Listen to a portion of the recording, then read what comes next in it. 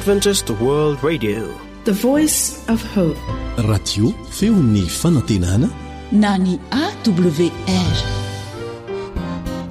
Izay manakoaniwa ny radio maneran-tany ilay feon'ny fanantenana nitondra tokiazava. Misy andro anankiroa isan-kerinandro izay tsy tokony hananantsika fanahina intsony. Ireo andro roa ireo mantsy dia tokony ho tehirizina lavitry ny tahotra sy ny aya amin'izay tsy mbola fantatra sy tsy misy akory. Ny iray amin'izany andro izany dia ny omaly izay niaraka tamin'ny tsy fitandremana sy ny fiahiana, fahadisoana sy ny fanomezantsiny, fifaliana sy fahoriana, faniriana sy faharariana. Ny omaly dia efa lasa ary tsy azonao fehezina mandrakizay intsony. Na ny vola rehetra misy maneran'izao tontolo izao aza anao tambatra dia tsy afaka amerina ny omaly intsony. Tsy afaka hanalana dia kely indrindra tamin'ny zavatra nataontsika tamin'ny lasa isika. Tsy afaka hamafa na teny ray izay nambarantsika tamin'ny lasa aza isika. Efa lasa ny omaly ka tsy hiverina intsony. Izany dia tokony tsy hananantsika fanahina intsony. Ny andro anankiray ihany koa izay tsy tokony hananantsika fanahina dia ny ampitso, izay mety hisy fiaikana, mety handalovana fahadisoana, mety hisy fampanantenana lehibe, nefa koa mety hisy fahagagana mihitsy aza. Fantaro nefa fa mbola tsy eo ampelantananao tanteraka ny ampitso. Ny azo ambara dia tsy mbola fantatsika izay mety hitranga rahampitso amin'ireo zavatra mbola nisy teo aloha. Andro iray ihany anefa no mamarana ny omaly sy manomboka ny ampitso dia ny anio izany. Ny olona rehetra dia samy manana ny adiny ao anatin'izany andro iray izany. Raha ohatra fotsiny ka ametrahanao ireo enta mavesatra ao izany dia anaraka anao eny foana izy ireny. Ry namako, ny omaly sy ny ampitso matetika no mamotika ny aniontsika, satria tsarovy fa tsy ny fanandramana azonao androany tamin'ity anio ity no nahapotika ny omalinao na hampamaloka sy hahasimba ny ampitsonao, fa ny sedra sy ny ngidon'ny omaly ary ny fatahorana sy ny fiahiana izay mety hoentin'ny ampitso no manimba ilay aniontsika. Kanefa tsarovy fa ny anio dia anio ihany ny tokony hararaotina anaovana izay tsara indrindra vitanao. Ampy ho an'ny andro hoy ny tenin'Andriamanitra ao Mateo 9:7-13 ny ratsy miseho eo aminy, koa aza hitondrana enta mavesatra indray ny ampitsonao. Miteny ny Baiboly hanisan'andro mofonaina raisoao ampofazamalaina fartomotrany andro izao.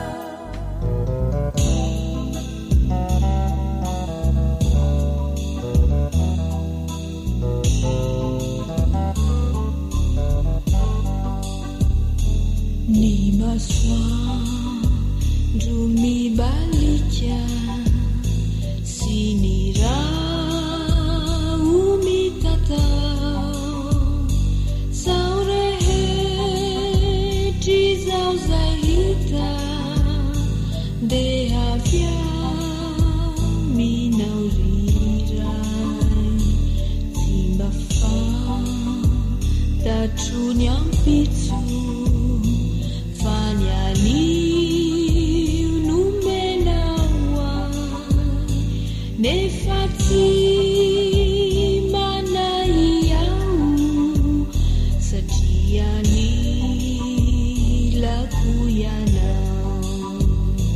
Ny omenao ahy ampitso dia ankiniko amina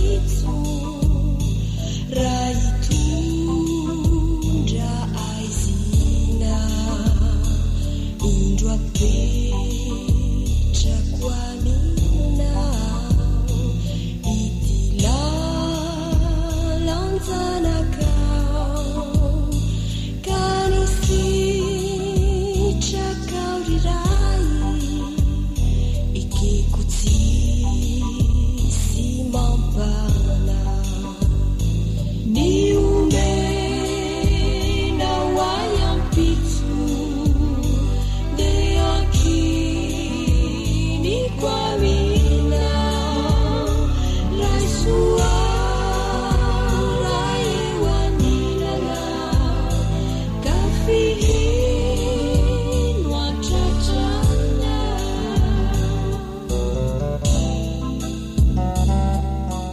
darika ka tirandretra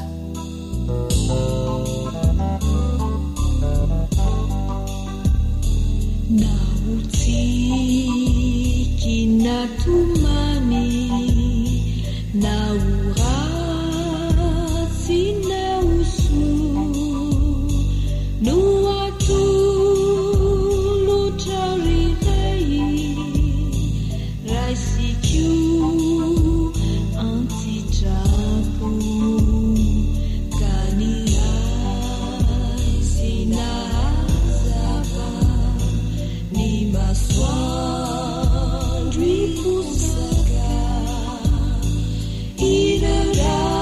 iraraona isava satria raono mia ny omenao ay ampitso de ankiniko aminao ray soa ray eo anilana ka fihino atratrana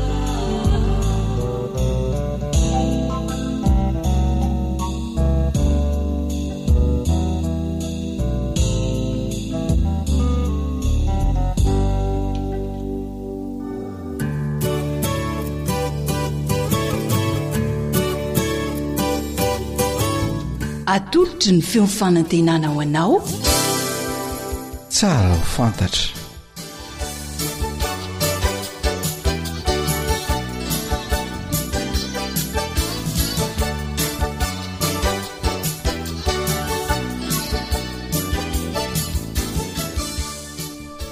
dia fifaliana ho anay indray ny miona amintsika mpiaino mpanaraka ity fandarana tsara ho fantatra ity miaraka mionja-peo ny feon'ny fanantenanana ny radio adventiste iraisam-pirenena miteny amin'ny teny malagasy miaraka aminao eto ny namanao Eliandry amin'ny Tantsoa sy ny Dr John izay tangalamena Zamimy nanao fikaroana manokana mikasika ny baiboly ny siansa ary ny fomba malagasy tia no porofona amintsika fa ny baiboly no fototry ny fahalalana rehetra ary na inona fomba hitantsika eto ambony tany mihitsy na ny siansa ka tsy mifanaraka amin'izay voalaza ny baiboly dia tsy izy fa izay mifanaraka amin'izay voalaza ao amin'ny baiboly no izy izay no mahatonga antsika amin'ny teny hoe baiboly no fototry ny fahalalana rehetra manamasina azy amin'ny teninao ny teninao ny fahamarinana hoy Jesosy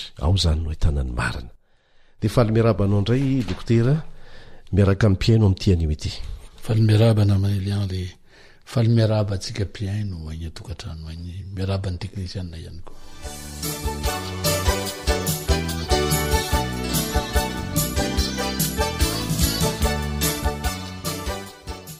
teo alohantsika dia niresaka mikasikan'ny Madagasikara no porofoinao tao anatin'ny fandarana fa voalaza ao anatin'ny baiboly 12 mihitsy ny momba ny Madagasikara ny anarany tamin'izay zany moa dia ofira zay no anarany tamin'izany fotoana izany ary miverina 12 mihitsy ny filazanan'izay anarana ofira zay ao amin'ny baiboly amin'ity anio ity dia mbola tia fantatra bebe koa zay akoatra ny fandarana efa niarahantsika teo aloha ny amin'ny Madagasikara ao amin'ny baiboly raha tsy hevitsika de hoe manana anarana efatra zany hatram'izao i Madagasikara.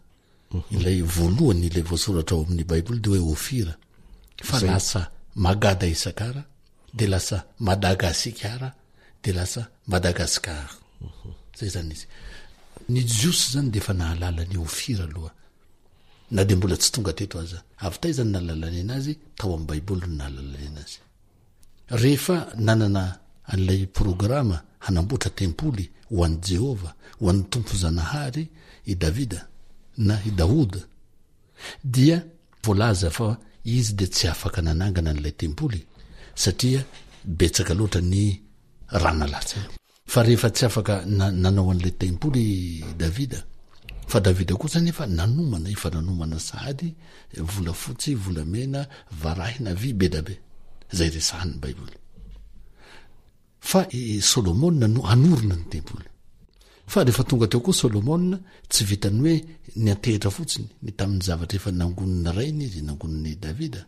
Fa Soleimanina koa nefa mbola nampaka volamena. Ary Soleimanina zany nahafantatra ny fisiany Ofira zay resahan'ny baiboly ao amin'ny Joba, satria ny bokin'ny Joba i Mosesy no nanoratra azy, zany hoe reo Pentateuque resantsika na ny Taoraty.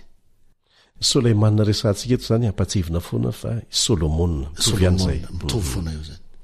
Fa Soleimanina zany nampaniraka hoe andanana ro le rery tsy mandeha ny Ofira maka volamena, satria ny baiboly milaza fa zany volamena ny Ofira zany dia miparitaka eny amin'ny rano, eny amin'ny lakan-drano, eny amin'ny rian-drano kely regny. De tsoponina fotsiny ilay volamena tam'izany fotoan'izany. Tam'izany fotoan'izany. Fa tsy ny sivanina. Ny baiboly milaza an'izany. No maritsika teo fa 12 verina ny anarana Ofira. Fa ilay miteny an'ilay hoe miparitaka le volamena ao amin'ny Joba 2:20 ka ny 7:20 sy ny 4:20. Joba 2:20, 7:20 sy ny 4:20. Fa eo amin'ny toeran'io miparitaka ny volamena. Zara raha hangadiana ny volamena. Ary zay ny nazahoana ankevitry ny 12 taona. Fa rehefa andefa olona nankaty Ofira na nankaty amin'ilay toerana malaza hoe be volamena Solomona, de ny avy amin'ny Manase no nakana, de nakana koa ny avy amin'ny Gada, de nakana koa ny avy amin'ny Isakara. Fa zany rehetrarehetra zany misy antony daholo. De rehefa tonga teto am'izay ry zareo reo, nanao an'ireo asa ireo, de mba te hametraka zavatra ry zareo. Ka le zavatra napetrany tsy inona fa ny anarany. De ozy zareo hoe ndao asitsika mba diantanantsika eto. De ny Manase no ny teny hoe izahay no tononona voalohany. Satria izahay avy atsy, satria teo amin'ny laharana nisy an zareo zany amin'ny maha-olombelona. Satria na de samy zanak' Jakoba aza dia misy anankoroa zanak'ilay vady tena vady, fa misy anankoroa kosa zanaka avy tary amin'ilay vady tsindrano. Zay ny tantaran'i Jakoba. Fa ihany koa na de teo aza lay vady anankoroa tena izy de Ilea sy Rahely, de misy amin'ireo vady reo tiany Jakoba kokoa, ary misy antonontonony ny fitiavany anazy. Ary i Rahely no tiany Jakoba kokoa. Ary na tamin'ny zanaka Jakoba aza de nisy tiany kokoa, de i Josefa izany. Ary ny zanaka Josefa de i Manase sy Efraima rehefa tonga tany Egypta Jakoba, ka rehefa ho faty izy dia i Josefa no fafany mihitsy tao anatiny atao hoe fireneny zanak'Israely, fa ny zanany anankoroa no nampidirina. Zany ny tsy ahitantsika ao amin'ny baiboly hoe fireneny Josefa, tsisy an'izany ao amin'ny baiboly. Fa fireneny Manase no misy, de fireneny Efraima, zay tsy iza ireo Manase sy Efraima reo fa zanaka Josefa. Ary izy roa lareo aza mbola misy zavatra hafa ndray koa, satria raha nitsodrano an'izy ireo i Jakoba dia ilay zandriny no nametrahany ny tanànan-kavanana, fa ilay zokony ny tanànan-kaviany napetrany. Zay mbola zavatra finosiny atao i Manase sy Efraima. Fa i Manase no nalefa. Ary i Manase afaka ny rehareha hoe izahay no tononona voalohany raha ometsika anarana ity tany ity. ka ny manase no tononina voalohany de nilaza le anankoroa ny gada sy nisakara hoe ray anareo ny tononina voalohany tsy de maneniny fa kosa zao ny mahay any tononina fa ny natsy tononina de ny sebola tsy tononina koa tozany manase hoe tsy maneniny zany zay rehefa tononina voalohany de fa mety aminay zany eny ary de napetraka hoe ka ny gada sy isakara zany de niady koa iza no tononina voalohany iza no tononina farany fa ozany gada hoe azadino fa ny astronome rehetrarehetra mahay ny eny amikintana rehetrarehetra tsy ahavery lalana satria ny boussole mbola tsisy izahay gada ny fanamorinany sambo mbola izahay ny capitaine de bord ny commandant de bord zay mitazona ny compas zay mametra hoe eto ohatran'izao ny andehanana atodika kely ohatran'izao ny lohan'ny sambo atodika am'rikintana ry atodika amakato rehefa afaka atsasakadiny afaka adiny ray afaka tafakandro atodika amakaty satria zay ny atao hoe fanamorina sambo avy amin'ny gada ka izahay ny tononina faharoa ny gada ary tononina ny anarana rehetrarehetra de ozy nisakare tsy maninona zay farany zay voatonona foana zay ny natonga ny anaran'ilay tany novandry zareo hoe magada isakara mazava izay anarana tokana eto ambonin'ny tany satria eto ambonin'ny tany sur la planète terre dia tsy misy tanàna na toerana na ville na village ka manana anarana ahitana alif enina ny le hoe alfa tsy misy na iza eto ambonin'ny tany de tsy misy manana an'io anarana io ka misy alif enina ao anatin'ilay anarana ahoana ny lazana hoe enina le alif ao anatiny ma anankiray a ga da sa ka ra misy a enina reo fa noho ny fahavesatr'ilay fanononana ho antsika zay sarotra amintsika ny manonona ny ga eo alohan'ny da dia nalefatsika teo aloha ny ga ny da azafady ka lasa notononontsika hoe Madagasikara fa ao anatin'io fanononana io dia misy alif anankidimy indray zay vokatry ny fanatsaram-peo gasy fa ry zareo nametraka anazy hay ny manonona an'izay maivana aminazy ny manonona ny Madagasikara fa amitsika ny Madagasikara no maivana fa io alif anankidimy io zany dia mbola tokana an-tany koa io seul sur la planète terre sady seul unique tsy misy manana hanarana ohatran'izany eto ambonin'ny tany na toerana iza na toerana iza de hoana dokotera aveza zany le malgache ka ny malgache dia ahitana alif efatra ary ny atao hoe efatra ny heviny dia carré 4 carré fa nampidiry ny mpanjana tany tao anatin'io carré io ilay m zay maneho atsika ary nahidiny tao satria misy lakle nanidiana anazy ny lakle nanidiana anazy de tsy inona fa ilay tsy antsika dia ny c zany ary io c io no nanidiana any Magada Isakara setsina clé satria ny c io c io clé ary io c io tsy antsika sady tsy aty amintsika zay no mahatonga atsika ny hidy ao anatin'io carré io alif efatra na ny hevitry le hoe malgache tsy tsara ny malina moa tsy tsara ny gashi zany olona mpanimba zavatra ka ho atsika zay niara-nianatra teto dia arovony mamalagasy atsika zay fantatra aloha dia ampiarina dia misaotra betsaka dokotera tamin'izay rehetra nolazainao teto androany misy hosaintsaina hoetriretina ho an'ny rehetra izay fa dia manao mandra-peona ho manaraka indray ny namanao Elion sy docteur John samby tsara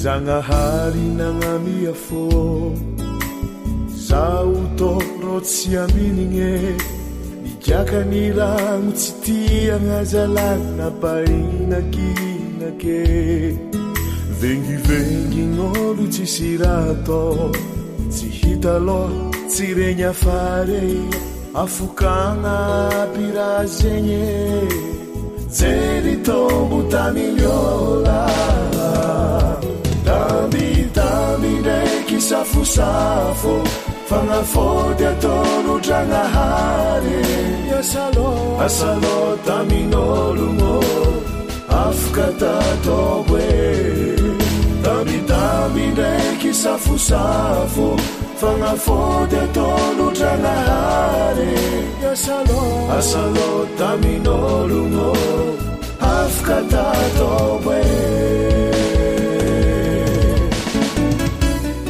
AWR téléphone 034 06 797 62 033 07 170 70 vavaizo ndraiky tandrignesa karazo tegna niaigne satria fanandray jeso tombo zala tegna jangany aretigny lala marina nono faritany manao koa pe problème de fahitany magnatogna izy atsika jiabe fazavariagna miolaola fa damidamy ndraiky safosafo fagnafody ataolo dragnahary asalo tamin'ologno afaka tatao e damidamy ndraiky safosafo fagnafody ataolo dragnahary asalo tamin'ologno afaka tatao e damidamy ndraiky safosafo fagnafody ataolo dragnahary asalo tamin'ologno afaka tatao e damidamy ndraiky safosafo fagnafody ataolo dragnahary asalo tamin'ologno afaka tatao e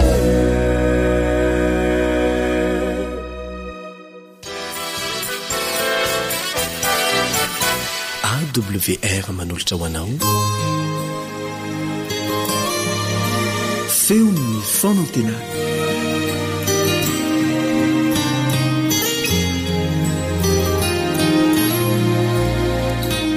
fifaliana lalandava honair mpianao jaina ny miaona aminao amin'ny alalan'ity fandarana izay atolotry ny radio adventiste maneran-tany ity maniry ianao koa mba handray fahasoavana eo ampanarahan'izany eo amin'ny vata fandraisam-peo ny namana fehizoro manolotra kosa Yolande Tsiromanana.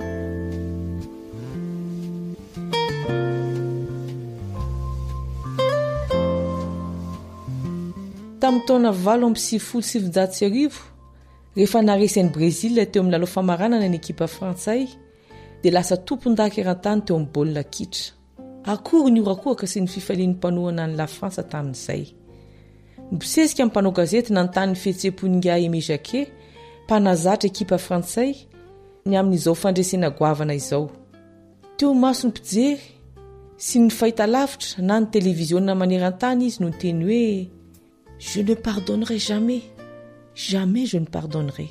Zany hoe raha dika tsotsotra amin'ny teny gasy, tsy amelan'ireo olona ireo mihitsy aho, tsy amelan'ny heliko ireo olona ireo aho, tsy amelan'ireo mandrakizay aho. Tahaka ny teny hoe ananako alahelo foana ireo olona ireo. Ny mpanao gazety moa no tiany resahana tamin'iny satria mpanao gazety dia manakina foana. Nalaza be ity mpanazatra Aimé Jacquet ity, indrindra moa ity hoe tsy famelan-keloka izay nidradradradrainy ity. Dia lasa ny fisainako. Dia niteny rery nanao hoe fa inona tokoa moa no tokony atao raha misy olona nanao ratsy na nanaratsy ny tena. Avela sa tsy avela ny elony. Fa inona moa no atao hoe mamela heloka? Inona moa no mety fatiantoka na tombontsoa raha mamela heloka? Aleo ny Baiboly no hamaly izany fanontaniana mampieritreritra izany. Fameloana ny koafantsika ny Baiboly anefa dia manasanao hahivavaka.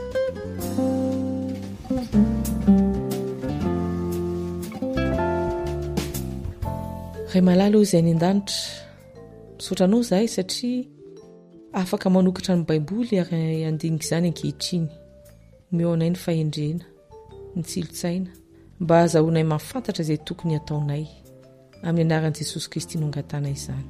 Amen.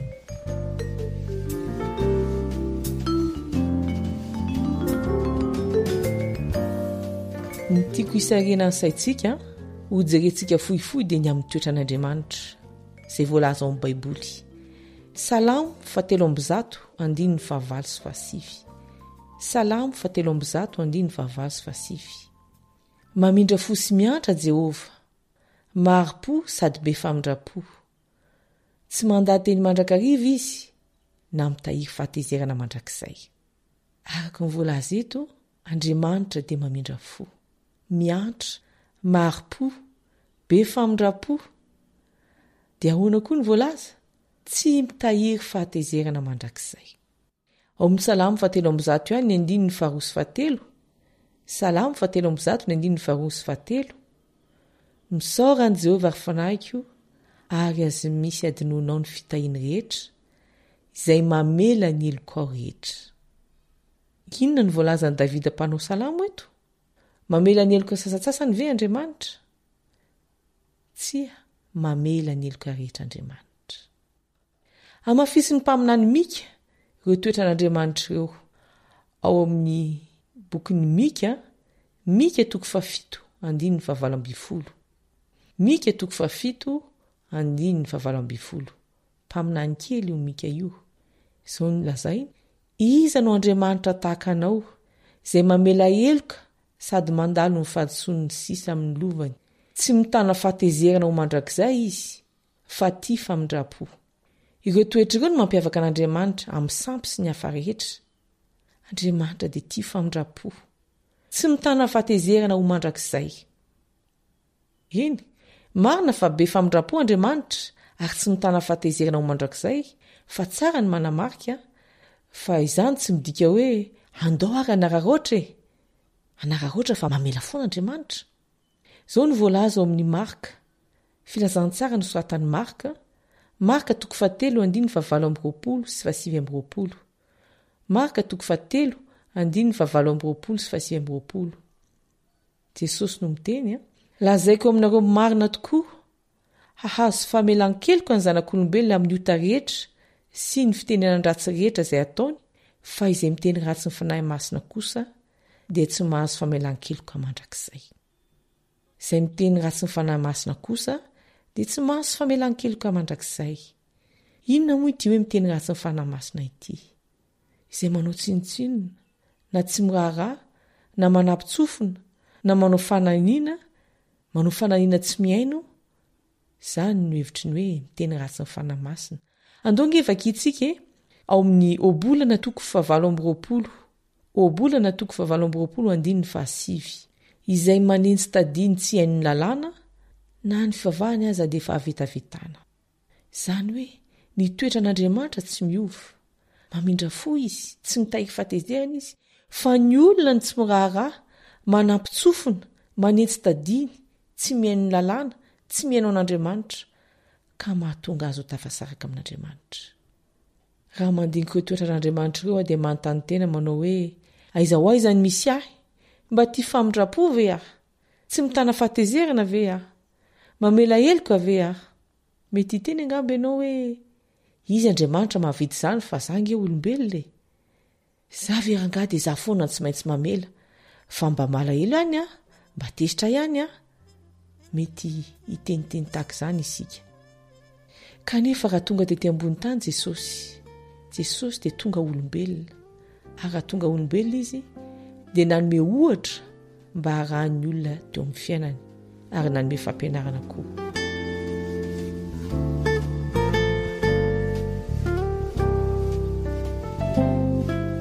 Andeha ho jerentsika indray mikasika ny fampianarana nataon'i Jesosy.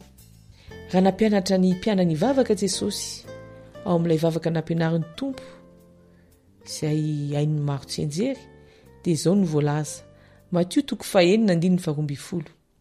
Mamelany elokay tahaka ny namelanay izay meloka taminay. lioka toko fahenina andiny fa 7 amby telopolo. Lioka toko fahenina andiny fa 7 amby telopolo. Ary aza mitsara dia tsy ho tsaraina ianareo. Aza manameloka dia tsy hoelohana ianareo. Mamelahy dia mba havela ianareo. Matetika izany dia izay ataon'ny tena ihany no mivaly amin'ny tena. Koa tsy magaga raha mamporisika Jesosy hoe mamelahy. Matthieu 7:20-20 Matthieu 7:20-20 dia nanatona Peterika nanao taminy hoe Tompoko, impiry moa no anontany rahalahiko amiko ka avelako izy. Hatramin'ny impito va? Fa hoy Jesosy taminy, tsy lazaiko aminao hoe hatramin'ny impito, fa hatramin'ny impito ampy 70. Zany hoe ampitomboy 77. Be dia be nge zany. Tsy tokony misy fetra ny dikan'izany. Tokony amela foana zany ny fahadisoan'ny hafa. Lioka 7:20-4. Lioka 7:20-4. Ary hoy Jesosy, raiko mamelahy ny elony fa tsy fatan'izay ataony. Teo alohan'ny olona izay nandefina azy nanombo azy teo amin'ny andro tsy fijaliana Jesosy dia tsy nanameloka, tsy niteny ratsy, tsy nanozina, na nitahiry fahatezerana, fa namela ny elony. Ny fona ny vavaka ho azy. Raiko mamelahy ny elony fa tsy fatan'izay ataony. Inona ary ny torohevitra omen'ny soratra masina mikasika ny fahatezerana sy ny famelana ny hafa? Efesiana 4:5-7. Efesiana 4:5-7. Tezera fa aza manota. Ary eo ka tsy ho tratry ny masoandro miletika ny fahatezeranareo, aza manome fitoerana ho an'ny devoly. Izay zany ny tombotsoany tsy mitahiry alahelo, tsy manome fitoerana ho an'ny devoly.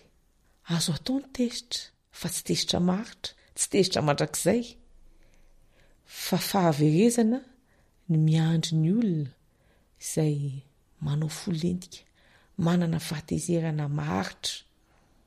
Andin'ny farany vakitsika izay angamba azo lazaina hoe ho filamatra ho aisy ho anao no andeha ho vakiana ao amin'ny Tesalonianina 1:5, 5:12. Tesalonianina 5:5, 5:12. Mifalia mandrakariva, mivavaka aza mitsahatra, misaora amin'ny zavatra rehetra, fa izany no sitrapon'Andriamanitra ao amin'ny Kristy Jesosy ho anareo. Mifaly, mivavaka, misaotra, izany no hitondra fiadanam-po sy fahombiazana amin'izay rehetra atao. Alaviro ny fahatezerana, alaviro ny lolo-po, alavirina ny alahelo isan-karazany rehetra, fa mifalia mandrakariva, mivavaka aza mitsahatra, misaora amin'ny zavatra rehetra. Iriko mba ho tanteraka aminao izany fifalian'ny tompo izany anio.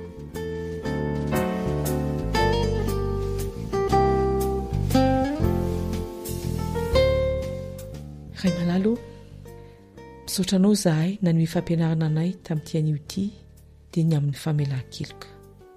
Ampio zahay mba tsy hanana lolo-po, mba tsy hitahiry alahelo, mba tsy hitahiry fahatezerana, fa ho mpamindra fo tokoa tahaka anao Jesosy. Aoka ho fiainam-pifaliana ny fiainanay, feno vavaka ary feno fisaorana. Fa amin'ny anaranao mahavontsy Jesosy io no angatana izany vavaka izany. Amen.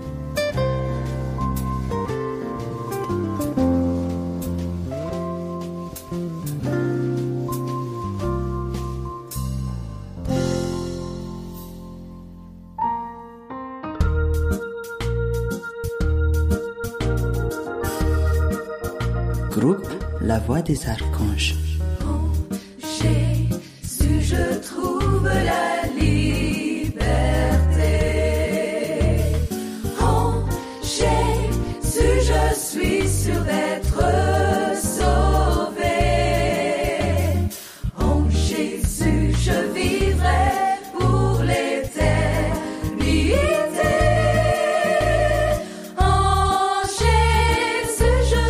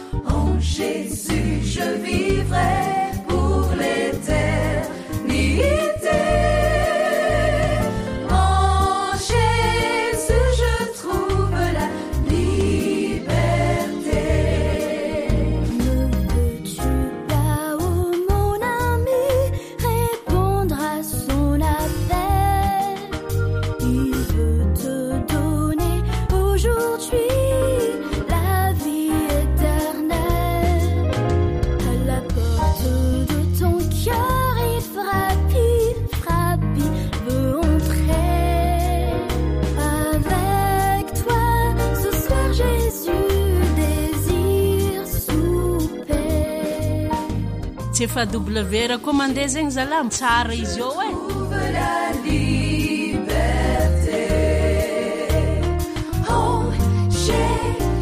Je suis sûr d'être sauvé. En Jésus, je vivrai pour l'éternité.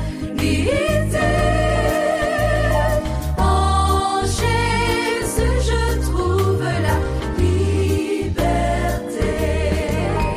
Ne sais-tu donc, oh mon ami, Jésus t'a racheté. Que sur la croix, sur le calvaire, son sang fut versé. À la porte de ton cœur, il frappe, il veut rentrer. Avec toi, ce soir, Jésus désire souper. En Jésus, je trouve la liberté.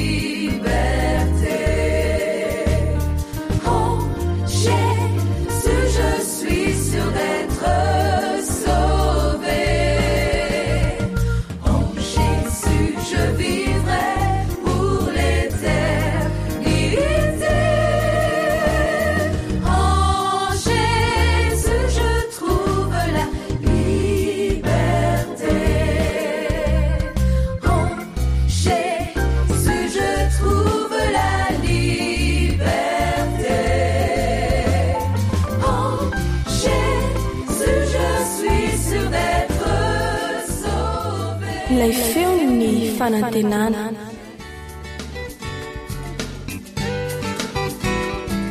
Fianakaviana Fon'ny fiarahamonina.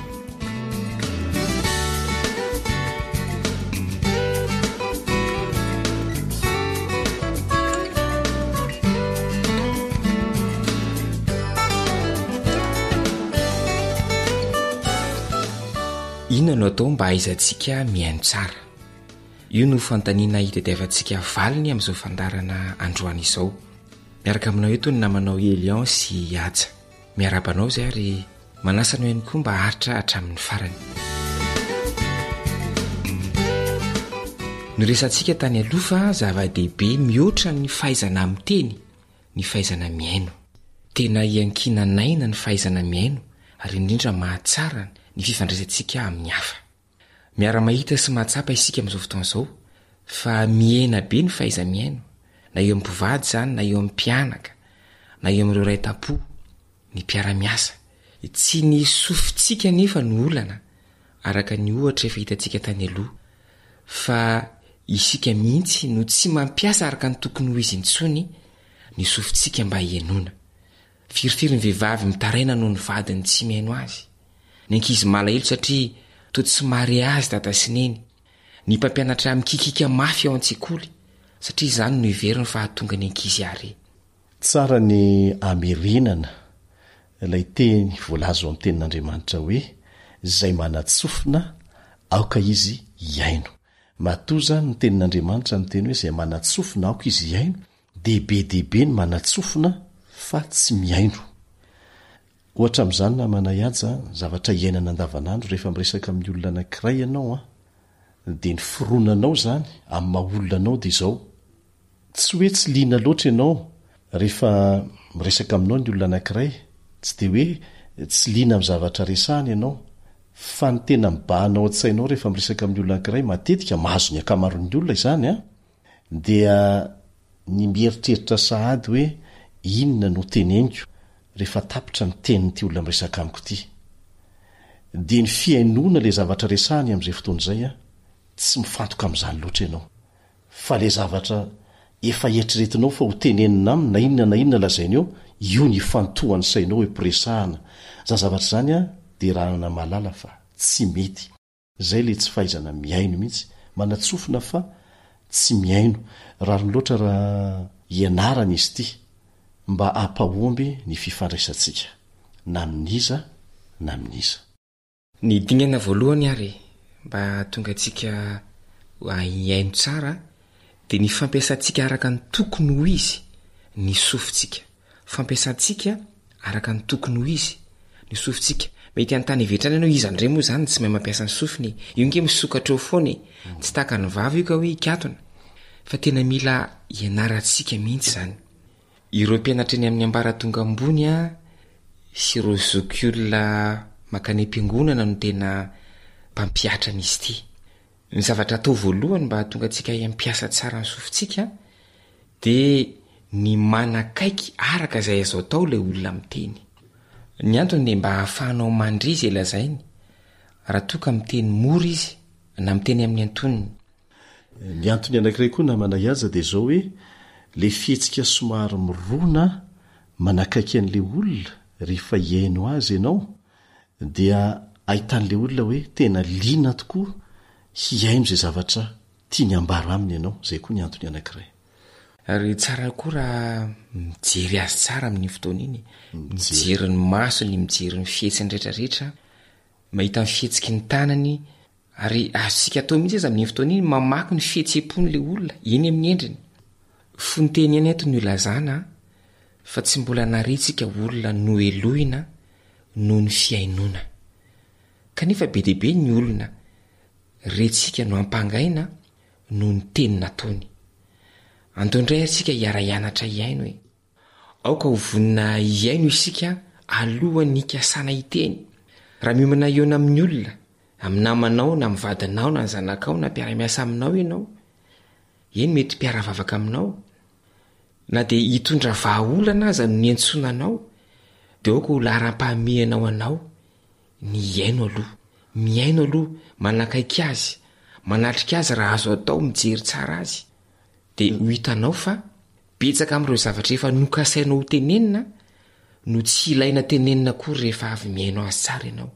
ary indraindray aza dia tsy mila anao hiteny akory ilay olona fa ny aino azy fotsiny no ilany ianao ao anatin'le hoe teknika anankiray amin'ny fiainonana manahiatsa dia tsara ny alalantsika mpiara-mianatra sy miara-mianatra tsika eto a fa ny 9 ny 4 miampita avy amin'ny olona anankiray a dia tsy avy amin'ny teny no lazainy fa avy amin'ny fomba nampitany azy ny fihetsiky ny tanany fihetsiky ny maso ny fihetsiky ny tarehiny ny fihetsiky ny vatany eo ampitenenana azy a reny no mampita ny 9 ny 4 miampita avy aminy fa tsy lay teny nampiasainy akory aza izay ny mazava-dehibe ny hoe manatona kely mijery tsara ny masony mijery tsara ny endriny ny fihetsiny fa ireny ny tena mampita be dehibe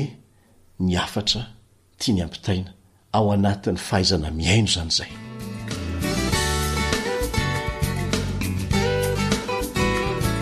ny zavatra atao faharoa mba tonga antsika hampiasa tsara ny sofintsika dia ny fialana na fanalavirana na fampanginana ny feo hafa mety any mba-tsembana vonoina na koa ahena ny avon'ny feon'ny radio meloha ny resahana azo atao koa ny mamono ny fahitalavitra na miala amin'ny toerana manakaiky ny fahitalavitra rehefa hiresaka isika azo lazaina fa aretiny izao andro moderna izao mihitsy izy io ary voalaza fa ny tsy fahaizana mifampiresaka na ny tsy fahampiny fifandraisana no antony voalohany mahatonga ny fisaraha fianakaviana noho izany dia mila maka fotoana ny ankonana miara-mipetraka dia mandinika sy mifanakalo hevitra hoe inona ny tokony ataontsika mba hisy fotoana bebe koa ifampiresahana na koa ahatonga antsika mba hahay ifampiaino bebe kokoa zava-dehibe io namana hiatsa satria mario tsara ho antsika isaky ny fianakaviana samy miala voamaraina ao an-trano a indraindray a tsy miara-misakafo akory ny atoandro a rehefa ariva tonga avy any ampiasana samy reraka dia misokatra ny televizion dia samy any amin'ny televizion ny maso ny sofina na any amin'ny radio na any amin'ny gazety na any amin'ny facebook na telefona mihitsy aza dia efa aveo samy matory angamba misy fanapa-kevitra tokony ho raisina mihitsy ho an'ny fianakaviana hoe mandritra ny 4 minitra na adiny 4 mba atokana isan'andro iarahana amin'ny sakafo tsy mijery televizion tsy mandray telefona fa dia mba ny vadinao sy ny zanakao sy ny zokinao sy ny zandrinao a ireo aloha ny televizion sy telefoninao anao mivantana tahaka an'izany koa rehefa avy miasa avy any ampiasana any manao fanahiniana mihitsy satria sarobidy mihitsy ty fifampianoana fifampiresahana mivantana fanokafana ny foy fanakalozana hevitra mikasika ny zavatra nitrangana andritra ny andro ny tokony atao raha-pitso sy ny sisa zava-dehibe mihitsy zany araka ny fikaroana nataondra manampahaizana manokana mikasika ny fianakaviana dia lasa nangalatra ny fotoana ny fianakaviana reny fitaovatserasera vokatry ny teknôlôjia reny raha zavatra anankiray tokony ampitambatra indray dia tokony hotandremana zany zay lafin'izay misy rem-pianakaviana zay moa sendra tafaresaka taminay tanaty fiara fitaterana dia osy izy hoe nenay ozy izy rehefa tonga oatrano a dia misy fanarahana mihitsy hoe apetraka etsy avokoa ny telefona rehetra dia taza maso hoe ireo ny telefona ny antony dia mila fifampifehezana isika ao tokantrano tsy efa n'olona irery io satria misy fahazarana ratsy efa mipetraka nandritra ny fotoana ela raha toa ka tsapanao fa mihamangatsika ny fifandraisana ao tokantrano asa mitady vaholana hafa aloha fa amboary ny fifampianona be deaibe ny olona vesara ny fahoriana sy ny akiviana ny sorisory nefa ny any tiany ny any tadiaviny dia olona haino azy fotsiny olona tena mihaino azy tsy hanorevitra azy tsy hanome vaholana ho azy fa olona haino azy tafiditra ao anatin'ny hoe teknika ny fahaiza-miaino koa namana iaja ny hoe raha zava-dehibe no resahanao amin'ny olona anankiray a tsy tsara horen'ny hafa izany mila mitady toerana mangina mihitsy satria izay manamora ny fiainona zay zava-dehibe ao anatin'ny fifampiresahana eto ampamaranana dia tianay ny ampaherenao misintona ny fahalianantsika ny manodidina antsika rehetra ny dokam-barotra ny sary mihetsika ny tantara ny sary isan-karazany tsy maintsy mifampiaino nefa isika satria fototry ny aintsika ny fifandraisantsika mivantana amin'ny olombelona manodidina antsika ady tsy maintsy atrehany tsiraray amintsika ny tena miaino indray raha omembonahitra ny olona mahay mandahateny sy mandresy lahatra dia hoy kosa ny soratra masina hoe fantatrareo zany rahalahako kanefa aoka ny olona rehetra halady iaino ho malay miteny ho malay nkotezitra Jakoba 1:9 Jakoba 1:9 omen'ny soratra masina lanja ambony kokoa noho ny fahaizana miteny ny fahaizana miaino dia izay indray no entinay mametraka ny veloma mandrapitafa aminao mandrapiono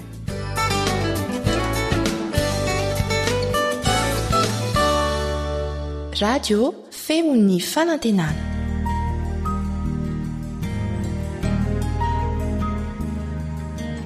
faniteninao no fahamarinana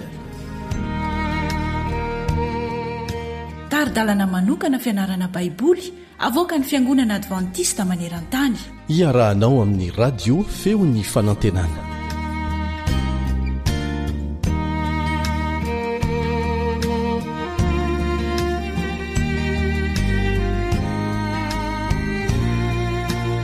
koa satria manaiky ny ampiatrano anay ianao tamin'ity androany ity dia manona ny fiadanan'i Jesosy Kristy ho aminao sy ny ankonanao ny tenako ry Sara Andrianjatovo no manoloananao amin'izao fotoana izao ary ny teknisianina antsika dia Isam manasa anao indray mba hiaraka aminay indray amerina hianatra hamakafaka izay voalazan'ny soratra masina ao anatin'ilay lohateny lehibe sika manao hoe mampianaranay hivavaka ary ny bokin'ny salamo mazava ho azy no ianarantsika mandritra ny herinandro maromaro mihitsy ananantsika lesona tsara andraisantsika tombotsoa eo ampiandrasana an' Jesosy Kristy eo amin'ny ranony lanitra ny fanaovantsika n'izay lesona izay tamin'ny fiarahanao tamiko dia no safidiana ilay andininy fototra voalazan'ny Lioka 12:1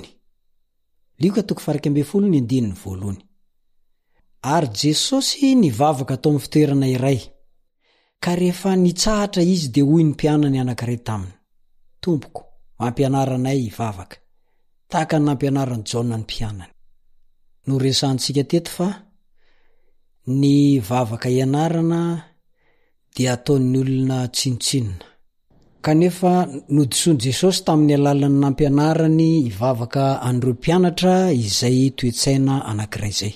Misy ny olona dia mieritreritra fa hoe ny vavaka torapo ihany no tena vavaka. Ay, vavaka io dia tena mila ianarana tokoa. Ko rehefa nandalina ny salamy 470 sika, ny salamy 220, ny salamy 370 ary ny faranantsika tamin'ny salamy 90 zany, ireo toko ireo dia nampianatra antsika ny fomba fivavaka ao anatin'ny fotoam-pahoriana. Mianarantsika fa ilaina ny milaza mpahitsiana amin'i Jehova. Mahitsy mihitsy ianao rehefa miresaka amin'Andriamanitra amin'ny alala mivavaka. Inona ny manahirana anao? Inona ny olanao? Inona le tsy mampahomby anao? Inona le makivikivy anao? Lazao anaty mivavaka zany. Ary Andriamanitra lay miaino antsika dia itokiso fa sady miaino antsika izy no hamaly antsika. Satria Andriamanitra mpamaly vavaka n'io Andriamanitra ny Baiboly io. Inona ny fanandramam-piainana tsy naomby tany amin'ny ainanao tany?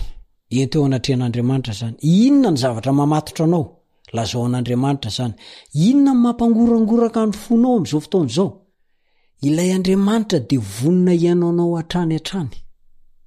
Aza misalasala mihitsy. Tandremo, fadio, andosiromafy no manampy an'Andriamanitra amina zavatra hafa. Rehefa sendra olana, sendra ady sarotra, dia tena fadio lalina mihitsy, fadio mihitsy no hoe manampy zavatra anankiray analana adi-tsaina. Indrindra moa no mandray zava-madomelona, tsy mety reny, fady reny.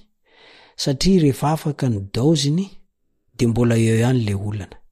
Fa tsarovo kosa nefa, raha Andriamanitra ny tena tokonao, Andriamanitra ny tena ianteranao, izy no nanimpazanao ny entanao, za miteny aminao fa ho afaka iny, ho maivana iny, ho foana iny.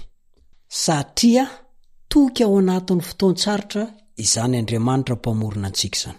Ao amin'ny boky anankiray fanabeazana kristianina, takila 20 sy takila 420 ny Anabavy White, ilay vehivavy kristianina mpanoratra boky kristianina, dia manazava fa ny salamy fibebana nataon'i Davida, ohatra ny salamy 110 dia teny ambaran'ny fanany sy vavaka ataony izay maneho ny tena atao hoe alahelo noho ny ota. Zay voalaza ihany koa moa ao amin'ny boky dia eo amin'ny Kristy takila 520 ka hatramin'ny 720 misy an'izay. Mandrisika ny mpino hitadidy andiny mara avy eo amin'ny salamy zany io Anabavy Ellen White io, mba atsapana izy ireo kokoa ny fanatrehan'Andriamanitra eo amin'ny fiainana. Ary anaovany tahaka ny Jesosy. Jesosy dia nanandratra ny feony tamin'ny fanaovana salamy rehefa tojo fakapanahy, tebiteby mampahory. Hoy koa ny Anabavy Ellen White hoe, impiro nefa niverimberina zany tantara zany teo amin'ny fiainana ara-panahy. Impiro reto ny kiramasina no efa nahatonga fibebana sy finoana, fanantenana, fitiavana ary fifaliana tao amin'ny fanahy. Maro amin'ny hira tokoa mantsy no vavaka. Rehefa ataontsika hira sy vavaka ny salamo, dia mifindra ao anatintsika ny fikirizana, mifindra ao anatintsika ny fahasahiana, mifindra ao anatintsika ny herim-po ary ny fanantenan'ny mpanao salamo. Mampahery antsika anohy ny diantsika ara-panahy zany ary manome toky antsika fa tsy irery tsy akory isika. Eo hatrany Andriamanitra miaino ny vavaka ataontsika ary maningila tsofina iaino tsara zay lazaintsika.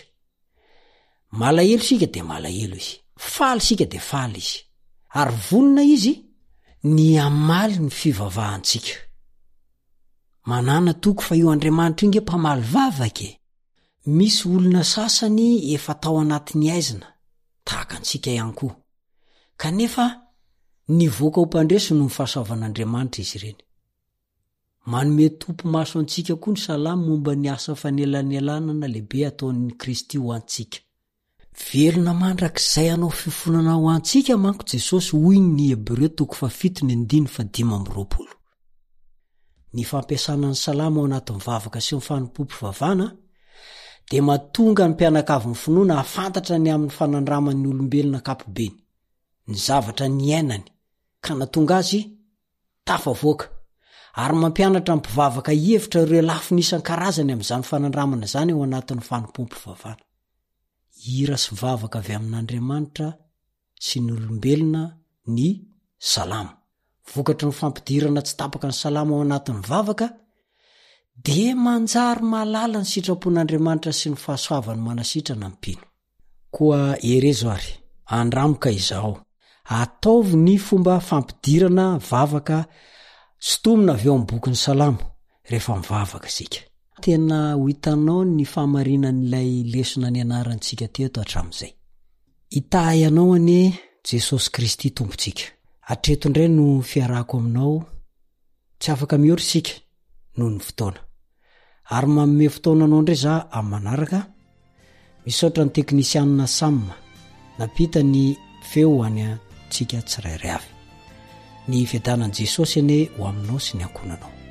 Hivavaka isika.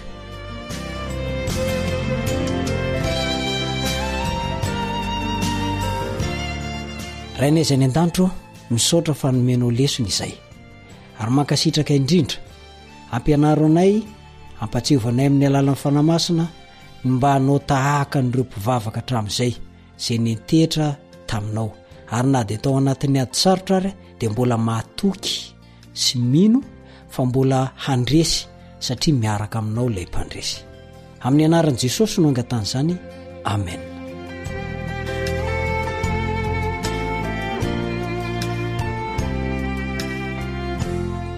Mametraka ny veloma mandra-peona aminao ny namanao Richard Andrianjatovo. Veloma tompoko.